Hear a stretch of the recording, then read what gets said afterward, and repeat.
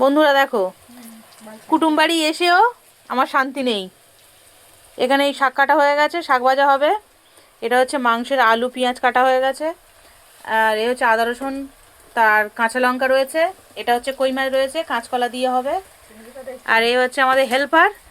আর এটা হবে চিংড়ির মালাইকারির জন্য চিংড়ি। আর মাংসটা এখন ধুতে গেছে, মাংস আপাতত নেই এখানে। মাংসটা আনলে আবার দেখানো হবে।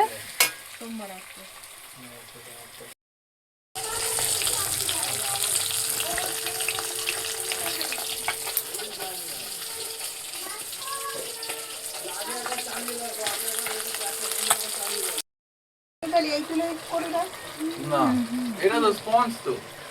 এটা বালিশ, স্পঞ্জের বালিশ। এটা স্পঞ্জে। আমরা যেটা করি তাহলে সে কি তুলে করে?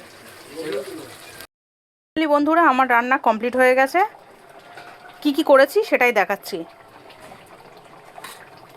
এ দেখো, এটা রয়েছে লাল শাক আর নোটে শাক ভাজা। আর নিচে রয়েছে ভাত। এটা রয়েছে চিংড়ির মালাইকারি। মালাইকারিতে একটু গ্রেভি বেশি হয়ে গেছে।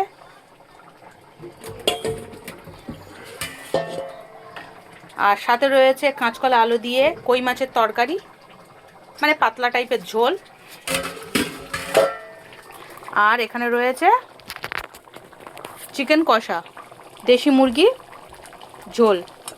যদিও খুব পাতলা ঝোল হবে না, এই এখন পজিশন। আর একটু ফুটলে, যেহেতু গ্রেভি গ্রেভি হবে, আর একটু হলে গরম মশলা দিয়ে নামিয়ে নেবো। হয়ে এসছে, আর একটু বাকি আছে, অল্প একটু বাকি আছে।